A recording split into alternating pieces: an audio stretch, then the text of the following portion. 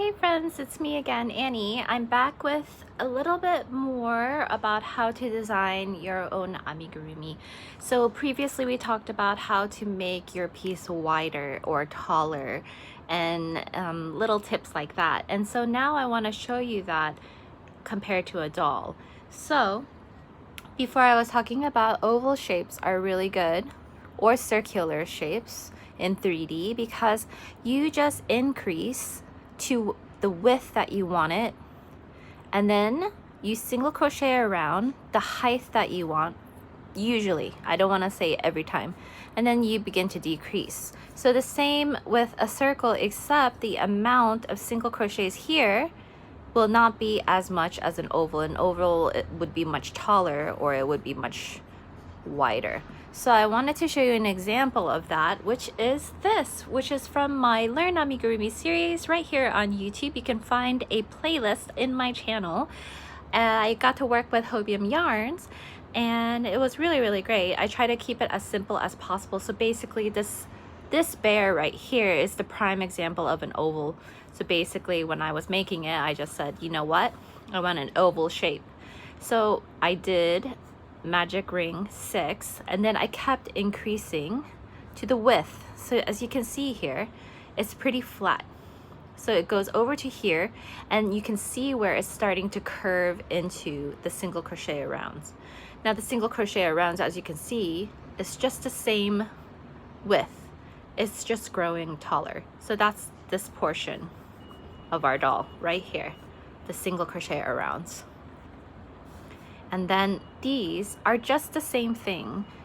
Basically, starting with the magic ring, this and this, the arms and legs are exactly the same. Single crochet, magic ring, and then I increased just a little bit. Then I added some height with single crochet around. So the same with the ears. The ears I just did a smaller amount, but it's just different proportions of the same thing. Now, previously I've also told you how you can make something just flat. Now that's an example of the snout right here, which is just a circle. Now to keep things flat, what we did was, you have your magic ring here. You keep increasing to where you like it. So you would just magic ring and then increase, then single crochet increase, then single crochet 2, then increase, etc. You can keep doing that. However, you have to keep in mind that once you pass single crochet 3, it's going to start not looking like a circle, because what's going to happen is that you'll be increasing. So you have your circles. If you have your increases all in the same place, so let me show you. Usually if you do magic ring 6, there will be 6 increases. So now what's going to happen is it's going to start looking jagged in where the increases are. So some designers will break up those increases. So if you go to single crochet, normally you would do single crochet 4 and then increase times 6. Maybe some designers, myself included, will say, yeah, why don't you do single crochet and then single crochet 4, increase, and not times 6, right, times 5, and then you will finish with single crochet 3 and then increase. So it breaks up that increase, so it's not so same place every time. It's a little bit staggered up, so it will look more like a circle. So you can do that as you're increasing, so that it doesn't look as weird. Usually when you go up to single crochet 3 increase, it's okay, it's not too bad, but past that it starts looking not like a circle, not like a perfect circle. So this is a really good example of a simple shape, just an oval, single crochet for height, decreasing. As you can see, there's not really any height here. It's only because of the stuffing, but otherwise it could be totally flat because it's just decreasing. Here the same, increasing only. So that's an example of simple oval type shape. Something else I wanted to show you is sometimes when you are wanting to do some other types of designs. So this one has been worn in and loved and stretched out like crazy. this one is Guan, the octopus of Hong Kong, my design. You can find it in all of my shops. This one is very unique in the sense that it is all worked in one piece. So these tentacles are not sewn on separately, it's actually worked into the body. So I made a circle like that, just like the same way I taught you before, and then I wanted to add a bunch of tentacles. Now the thing is that this is going to be math because I had to figure out the math before I closed it up. How can I do that?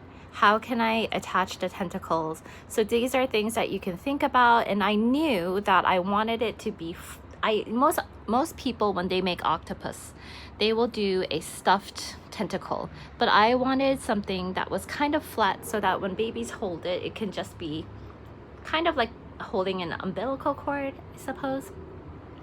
So what I did was I did some chains and a bunch of double crochets in different combinations. So you can always work with different stitches within Amigurumi to make something unique for yourself. So that is an example from an octopus. Another example that I wanted to show you is my design that I talked about, Orville the Kind Cat, which I'm coming out with a whole series of these for my Curious Animal series. They're coming out soon.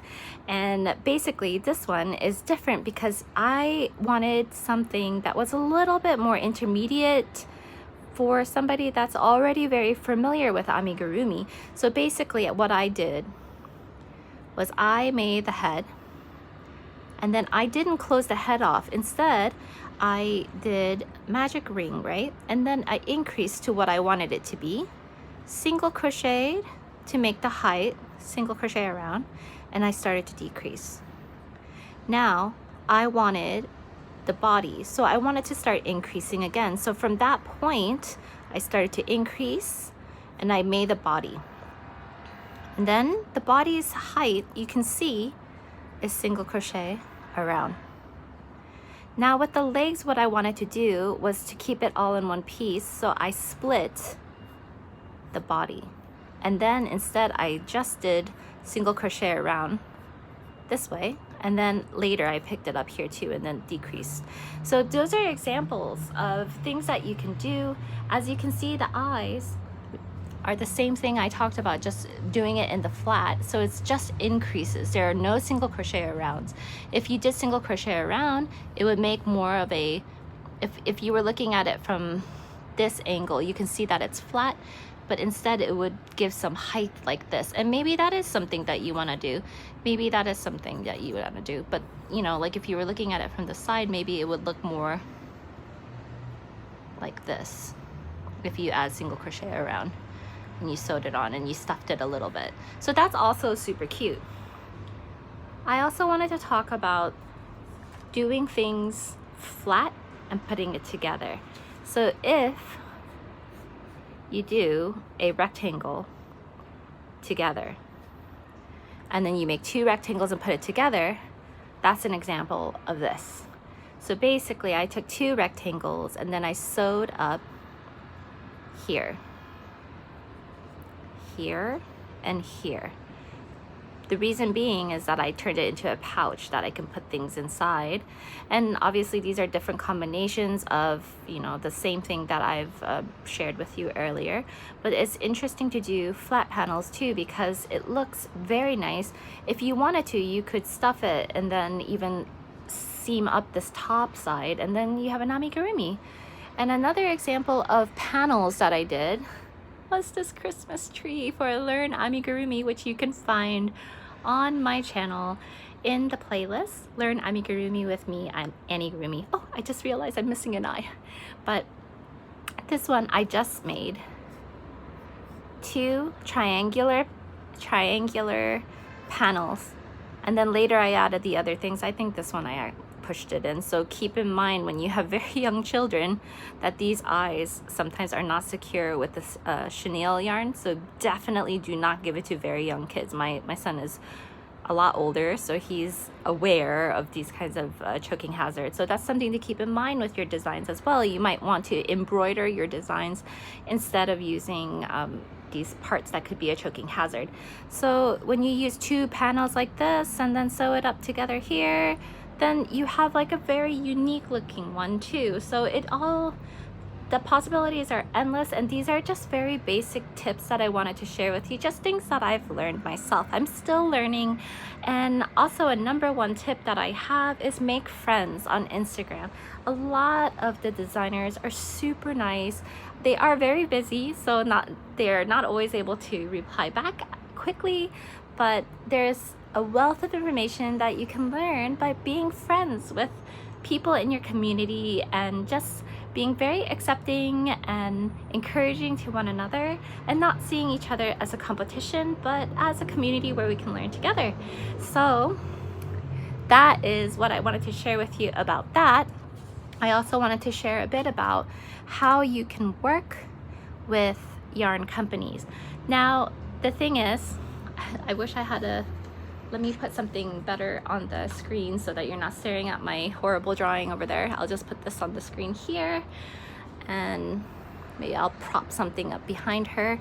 Okay, so a lot of times I get emails. I am better with emails than I am with DM, but I get emails about how to work with yarn companies. So my first thing that I would say about that is, number 1, it's not just about the free yarn. The free yarn is really, really great. However, it is not exactly free, because you are providing a pattern or committing to making a video or a blog post or something. It is not exactly free. So your time is the exchange sometimes. Sometimes it is for dollar value, but if it's not, it's always in exchange. So if you're in it just for the free yarn, then I would say don't do it. If you have time to be able to give them what they would like, if you're able to consistently give them what they need, then it's a perfect fit for you. I would not direct message them on Instagram. I would actually put together some things like drawings, or sometimes I will send in my drawings and I will put it all nice and neat together, and I put it into a PDF format, and then I propose to them, I would like to make these free patterns for your website. Are you interested in sending me the yarn for it? And also, you should talk about legalities, like, I would love to work with you. I would also love to talk to you about the details if you're interested, so that way you can find out if they are able to pay you for it, or if they're paying just with yarn. So these are all things that you have to think about, and I wouldn't just be thinking, yay, free yarn, because it's not like that. It's a relationship. So I would just make sure that I have a plan before I message them. I would also look at their yarns and realistically think, would I use this yarn? Is this the type of yarn that I want? Is this yarn good for the design that I have planned? And sometimes what's really great is that yarn companies, when I work with them, I will say, hey, I would love to do this series with you, and I will provide so many patterns, however many patterns that I realistically can do. And whatever yarn is left over, usually I use it for my own designs. So I think that if you think about it that way, you will build a good relationship, as well as being able to work with lots of other companies. You should also discuss with the yarn company about your design that you give to them for their blog for free, to see if you can sell it on your own shops. That way you can kind of have like a double thing going on. So a lot of the free patterns that I have on other websites, I also have in my shops, but I put in the listing, I say you can download this pattern for free at, for instance, Hobium Yarns blog, or you can buy it directly from my shop to support my small business. So something like that. So I hope that this was super helpful to you. If it was, please press the like button and let me know in the comments what you think. I'm always looking to learn, so if you have something to share, I would love to hear it in the comments so that our community can learn from one another. And as always, I will see you in the next video, and thank you so much for watching. Bye bye.